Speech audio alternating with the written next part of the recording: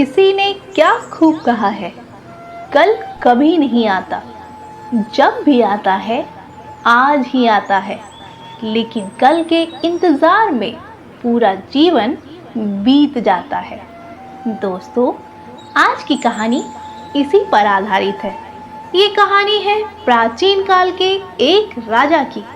ये राजा बहुत ही प्रतापी और न्यायप्रिय थे। उनके दरबार में राज्य के सभी लोग अपनी समस्याओं को लेकर आते और समाधान पाकर खुशी खुशी अपने घर लौट जाते। एक दिन एक बूढ़ा ब्राह्मण राज दरबार में आया और राजा को प्रणाम करते हुए कहा, महाराज की जय हो। महाराज, मेरी पुत्री का विवाह तय हो चुका है, परंतु मेरे पास उतने पैसे नहीं हैं कि मैं उसका विवाह कर सकूं। यदि आप कुछ पैसों की सहायता कर दें तो उसका विवाह बहुत ही अच्छे से संपन्न हो जाएगा। चूंकि राजा किसी दूसरे काम में व्यस्त थे, इसलिए उन्होंने बूढ़े ब्राह्मण की बात को टालते हुए कहा, ठीक है, आप कल आइए, मैं आपकी सहायता कल अवश्य कर दूंगा। यह कहते हुए अपने काम में फिर से व्यस्त हो गए। अब बूढ़ा ब्राह्मण क्या करते? निराश होकर राज दरबार से लौट जाते हैं और बड़े ही उदास मन से अपने घर की ओर चल पड़ते हैं। अभी वो ब्राह्मण थोड़ी दूर ही पहुंचे थे कि तभी उनकी मुलाकात राजा के मंत्री से होती है। मंत्री उनकी उदासी का कारण पूछते हैं तो वो ब्राह्मण सारी बातें बता देते हैं कि कैसे राजा ने उसकी सहायता नहीं की और अपने काम को कल पर टाल दिया। मंत्री उस ब्राह्मण से कहता है, आप घबराइए नहीं, राजा जी आपकी सहायता अवश्य करेंगे और आज ही करेंगे।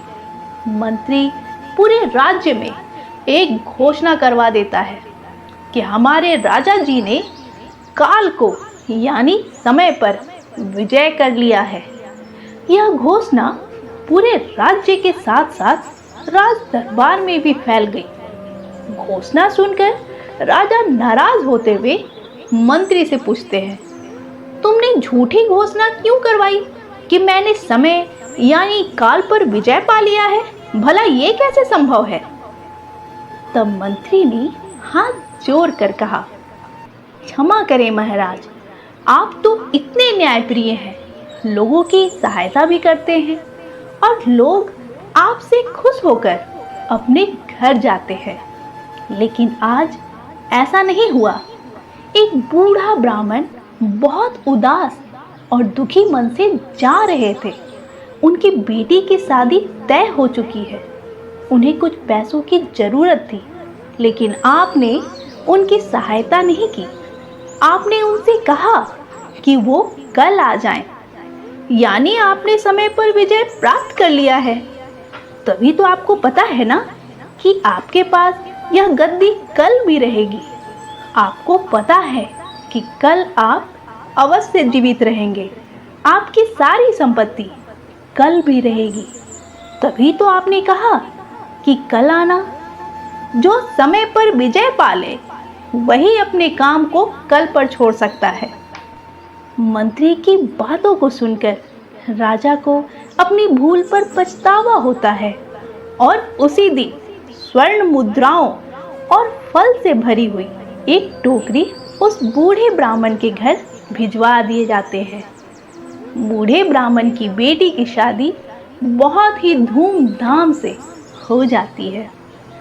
दोस्तों, ये छोटी सी कहानी हमें सिखाती है कि अपने काम को कल पर टालना छोड़ दीजिए और अभी से आज से एक नई शुरुआत कीजिए।